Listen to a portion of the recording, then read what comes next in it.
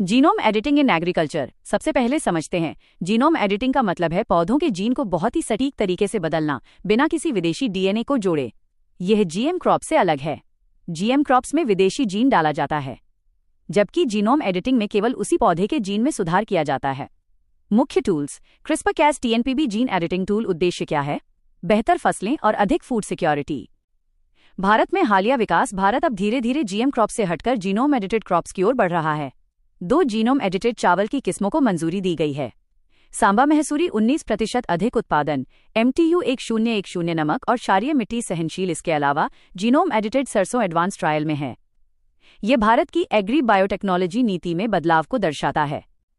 Gene editing तकनीक: सबसे प्रमुख तकनीक है 1. क्रिस्पर-cas। यह डीएनए को एक निश्चित स्थान पर काटता है, फिर वैज्ञानिक उसमें सुधार कर देते हैं। 2. TNPB। यह भारतीय कृषि अनुसंधान परिषद (आईसीएआर) द्वारा विकसित स्वदेशी टूल है। ये छोटा, सस्ता और पेटेंट फ्री है। इससे फसल विकास तेज हो जाता है। फूड सिक्योरिटी में भूमिका: जीनोम एडिटिंग कैसे मदद करती है? अधिक उत्पादन वाली फसलें, जलवायु सहनशील फसलें, सूखा नमक सहनशील, बेहतर पोषण, लंबी शेल्फ लाइफ, स्थानीय किस्मों का स्वाद बदले बिना सुधार, बढ़ती जनसंख्या को भोजन उपलब्ध कराने में सहायक।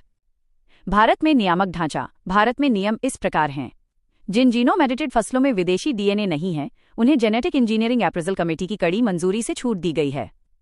केवल इंस्टीट्यूशनल बायोसेफ्टी कमेटी की मंजूरी पर्याप्त है, जबकि जीएम फसलों को पर्यावरण, वन एवं जलवायु परिवर्तन मंत्रालय की पूर्ण मंजूरी लेनी पड़ती है।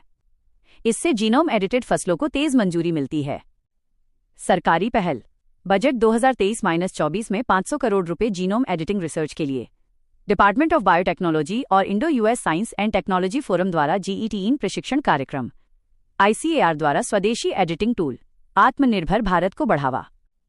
किसानों पर प्रभाव: अधिक उत्पादन, अधिक आय, कम कीटनाशक उपयोग, जलवायु से कम नुकसान, स्थानीय किस्मों में सुधार, विशेषकर हरियाणा और पंजाब के किसानों के लिए उपयोगी।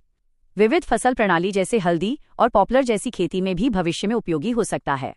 नैतिक और सुरक्षा चिंताएं: दीर्घकालिक पर्यावरणीय प्रभाव अज्ञात, जैव विविधता पर खतरा, बीज पर कॉर्पोरेट नियंत्रण का डर, सही लेबलिंग और किसान जागरूकता आवश्यक, संतुलित नियमन की आवश्यकता। जीनोम एडिटिंग बनाम जीएम। जीनोम एडिटिंग जीएम, विदेशी डीएनए नहीं, विदेशी डीएनए जोड़ा जाता है। तेज मंजूरी, सख्त नियम, अधिक स्वीकार्यता। विवादित उदाहरण: बीटी कॉटन जीएम फसल का उदाहरण।